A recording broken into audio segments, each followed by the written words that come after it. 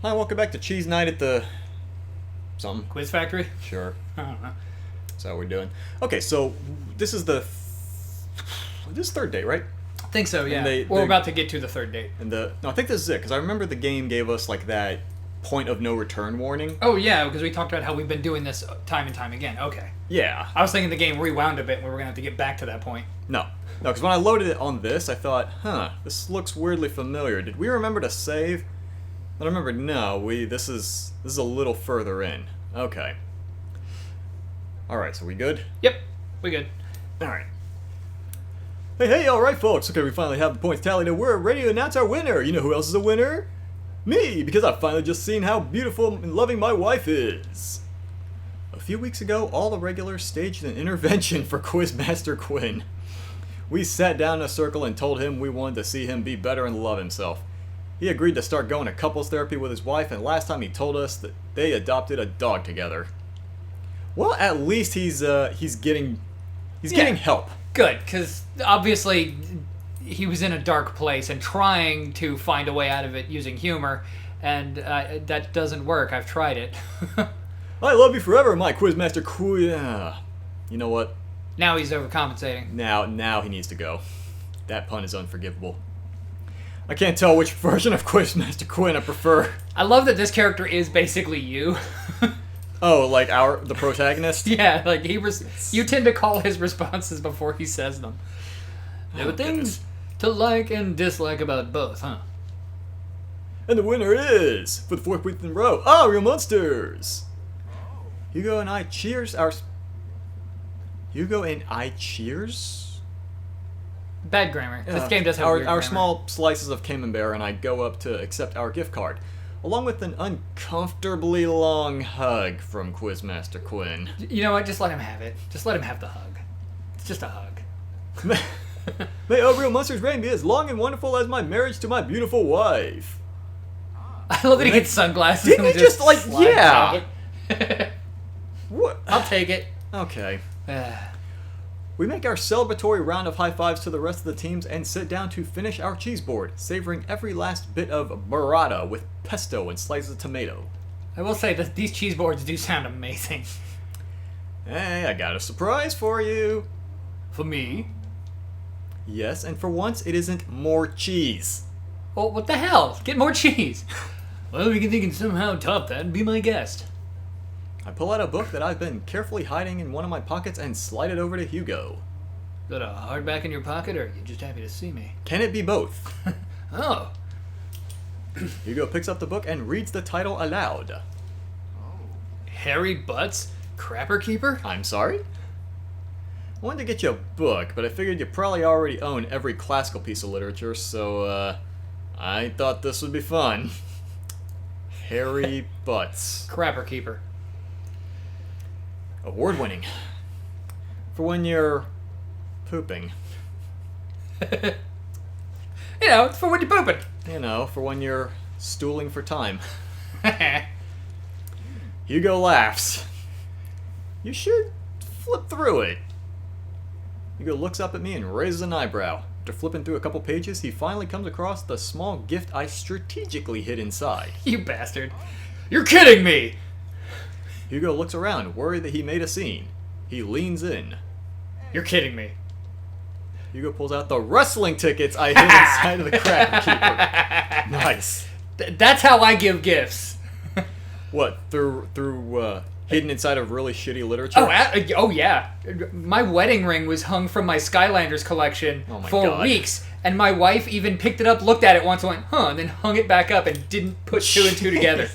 Oh yeah. She actually picked it up a couple of times while cleaning and didn't bother to look in the case either. Oh my God. Like, yeah. This is to the World Federation of Wrestling Power Slam Series.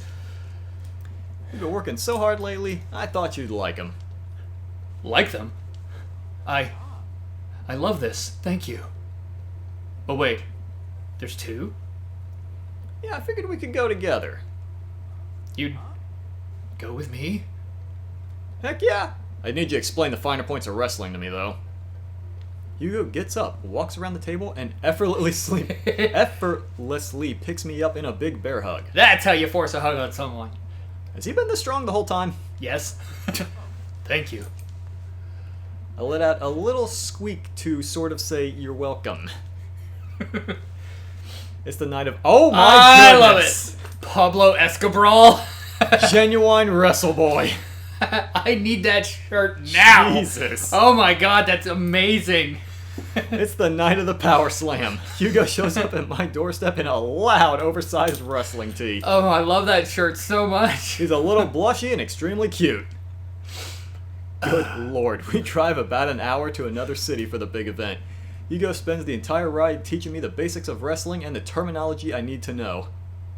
You just need to know your face and your heel. That's about it. So, it's fake, right? Well, yes and no. While wrestling in the act of hurting another wrestler is fake, the work requires remarkable athleticism and often results in actual injury. Those people are getting hurt, sure, but not in the way we're led to believe. Historically, wrestling as we know it today was created by carnival workers to fix gambling, and the people who actually believed it to be real would bet on these matches were called marks. That we know that it's technically fake, but still choose to suspend our disbelief makes us smarks. Smart marks. Okay. So, I should be watching this for the acrobatics. Oh.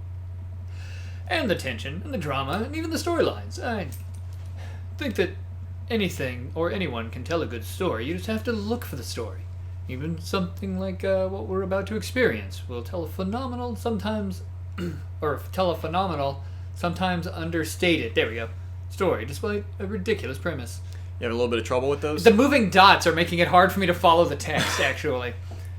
I've never had this problem. For some reason, these colors are really breaking my eyes. I'm wondering if it's the box against that green background near the bottom. Yeah, and then the moving dots are just making it hard to follow the words. Because the moving dots didn't seem to give you much trouble before, but it seems like it's given me a little bit of... I've also had bad allergy problems these past few days, and my left eye I can't see out of very well right now, so, you know. Well then.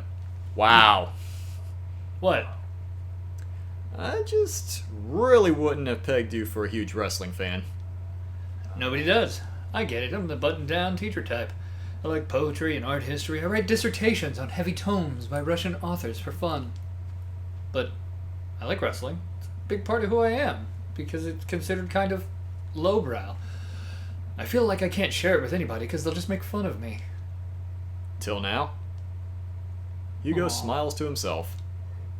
Till now. Aww. Hugo and I enter the stadium and are directed to the upper level.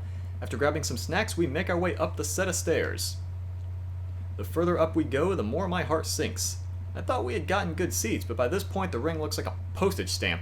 We finally settle into our spots and wait for the match to start. I'm sorry. I thought I got his tickets on the lower level. Dots? Look over to Hugo, who apparently didn't even hear me. He's vibrating with excitement. Yeah, he don't care. He's just there. This is so cool. I guess he doesn't mind. I have to admit, I've been too embarrassed to come to one of these since I was a kid. Aww. What's there to be embarrassed about? Everyone here loves wrestling. Yeah. Plus, who are we even going to see that we know? We're like an hour out of Maple Bay. This is why I like working where I do. They expect me to be over-exuberant and have tons of useless information about the products we sell. I don't have to be embarrassed about it. I'm usually embarrassed to be the kind of trivia nut that I am about everything around me, but at least at work. I guess you're right. I guess you're right. This suddenly went off on a tangent. Like, sorry, they're bringing up good points, and I like how healthy this is appearing between the two of them. It's just nice. So, what do we have to look forward to tonight? Oh man, the lineup is stacked. All the matches are going to be great, but the one I'm really looking forward to is the Eastern Dragons match. The Eastern Dragon? Yeah, he used to wrestle as Pablo Escobar, but I guess he eventually had to change it. Oh my god. Wrestler names are weird. He's actually an Iranian guy from Utah. Jeez. So that's what your shirt's from. Yep, I've been following the guy since his debut in an indie wrestling league, and it's been amazing to see him rise through the ranks and onto the professionals. See, this much easier to read. Yeah, because it's the colors are quite different. Who's he up against? The corporate shill. Technique-wise, I don't think he's that good of a wrestler. And I don't think the fans like him. Certainly an interesting character, though. What was the name of that one wrestler that the people hated so much they actually had to edit out the boos during broadcast? Roman Reigns. There we go. Roman Reigns. Oh my goodness. It's stories like that are why I kind of low-key love wrestling, even though I don't understand a bit of it. Yeah. And I feel bad for the guy, because he's a nice human being. He's just a good person. But they had to write stories to make him seem likable, and no one liked it. Yeah. What was the main thing? Was like he just had no personality. Yeah, so they like wrote a story where he like got pushed down a flight of stairs in a wheelchair just to get people to have sympathy And for no him. one gave a shit. Yeah, no one cared. The stadium lights dim and the crowd starts screaming. Butt rock blasts through the Yeah. sound system and some pyrotechnics set off around the ring. Butt rock. Is this you or me? I'll do it. Alright. Ladies and gentlemen of the sold-out crowd in Mill Creek, Massachusetts, who's ready to power slam? Hugo and I scream. We watch two wrestlers, the Southern Dandy and Johnny Snowman, walk out to even more butt rock. The Southern Dandy mixes and drinks a mint julep in the ring before the match. The crowd eats it up. I would totally go to this match. Okay, I don't... Just, like, from the names alone, I don't know who the Southern Dandy's supposed to be, but I'm wondering if Johnny Snowman is supposed to be a parody of Al Snow. I don't know. There's also, in one of the comic book movies that I like, there's a doofy fake superhero named Johnny Snow. Oh, boy. The Southern Dandy's from Maine. God damn it. Is Johnny Snowman not from the North Pole? He's from Georgia, actually. Oh, for fuck's sake. After a long match, Johnny Snowman, who's dressed up like a muscular elf, you know God, what? I love it. You know what? I suddenly don't think this is Al Snow anymore. Oh, I love everything about this. Does what Hugo calls a German suplex on the Southern Dandy. We want to get the best ending, so... Do we? Okay. Yeah. So I know the proper answers, because really we just want to get the good bit of the story. Kill him, Johnny! Let's see. Obviously, we're idiots, so I think we should still have him explaining it to us. So, I don't know what's happening? I think it should be... it says here, what did I just watch? So we'll go with that. I think we should go with that. Yeah. Probably worth saying that you do have a walkthrough. Yeah, I've got a walkthrough to make right sure now. we're getting the right ones, but that was going to be my choice anyway. Because, like, the first day, we just kind of went with whatever. The second date, I think, at first, we were just using it on the quiz part. Yeah. And then you pretty much said, what was it, in for a penny, in for a pound? So Yeah. now we're just walkthroughing it. Yeah, I mean, because we like, already... like true Let's Players. We just want our character to have the happiest ending with this guy. Alright, so what did I watch? Yeah. What did I watch? It's like a death ballet where oily, muscular dudes hug each other to the point of exhaustion. You're, not wrong. So take you a while to process those 3 words. Sorry, I was just noticing the massive amount of eggplants you launched out of him just then. Wrestling is a sport of communication. All these guys train together to not only know how to perform moves, but how to respond to them. It allows them to look like they're being hurt, but only be kind of hurt. The crowd cheers as Johnny Snowman pins the Southern Dandy and is announced as the winner. I heard somebody refer to wrestling as costumed murder ballet, and I've never been able to unsee it as that, and I love it. The next match features a wrestler named Generation Y2K, who comes out looking like a hipster barista.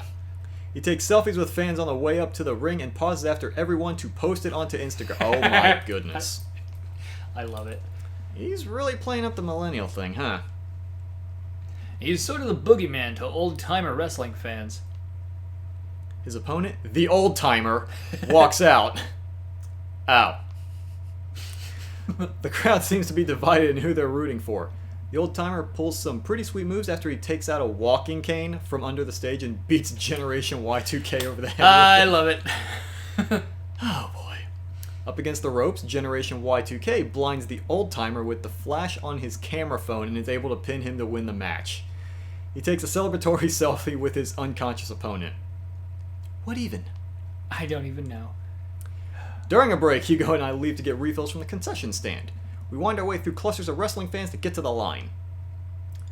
So, what do you think so far? I'm confused. I It's think actually we should... really cool. I would just go with I'm glad I'm here with you. Okay. Yeah. The wrestling is cool, but I really like seeing you so enthusiastic. It's... Don't say hot. Don't say hot. Hot. Cool. Cool. You know, I'm kind of surprised. I was sort of expecting the crowd to just be a bunch of aggressive, sweaty older guys, but it's so diverse. I've even seen a bunch of families with their kids. Everyone looks super happy to be here. I've watched a couple of wrestling matches with my son. He doesn't super get it, but he also gets into it by the end of it too. Like, it's one of those things where when you get the right match, it can be deeply enjoyable. I don't mind wrestling as a turn off your brain sort of entertainment. Yeah. But it's like when they start playing up the whole soap opera thing Yeah. sometimes. No, I hate that. That's when what interest I had just immediately disintegrates. See, that's why you and me got to sit down and watch some Kaiju Big Battle one day. Oh my Just God. so you know. It's going to happen. I'll report in how he feels with it, you guys. Oh yeah, that's how I got into wrestling. When I was a kid, my dad used to take me and my brothers to matches all the time. There's one gaggle of kids loitering in a corner that are exceptionally loud, even over the din of the stadium. Looking closer, I can't help but feel like these kids seem familiar. Oh God, I know these kids. They're Hugo students. So don't turn around when I tell you this, but some of your students are here. Hugo immediately tenses up. Oh my god, I can't let them see me here. They'll never listen to me ever again. Or you might become the coolest teacher ever. Right, you're a fucking pro wrestler watching teacher. You already remind me of my favorite teacher of all time, Mr. Collins, my 4th grade teacher. Well, he does. Okay. I position myself between the kids and Hugo, hoping that I can act as a human shield. I glance over at the group of children again, and I recognize that Colin kid. He kicks one of his friends in the shin and laughs. Wow, what a little shit. Isn't this the kid that also had, like, the illegal ring? I think? Yeah, the gambling ring? I don't remember. Yeah. I don't remember the name attached to that. Man, that Colin kid's a piece of work. Again, they're writing your opinions for you. Colin, if he sees me here, he'll never let it go. He's a master manipulator. We have to get back to the relative safety of our seats. What's the plan? This is a sneaking mission. This is a sneaking mission? Yeah. We're going in all sneaky deaky? It's an infiltration snake. Alright. All weapons procure on site. What? We gotta be sneaky if we're gonna get back in that ring in the ring? Where are you going exactly? He's going to the stands. Yeah. I don't think you understand what the ring is there, Steph. Right. How quiet are you? I've gotten pretty good at sneaking up on students who are texting under their desks during class, so I can be pretty quiet if I need to be. Perfect. Infiltrate outer heaven and destroy the weapon Metal Gear. Sorry, what? You got short. Perfect. We just need to find some cover to hide behind as we navigate back to our seats. Where to? Quick, get inside of my shirt. Are you serious? Yes. Oh my god. There's no time to explain, just trust me. I lift up. Oh my goodness. He physically exploded into eggplants.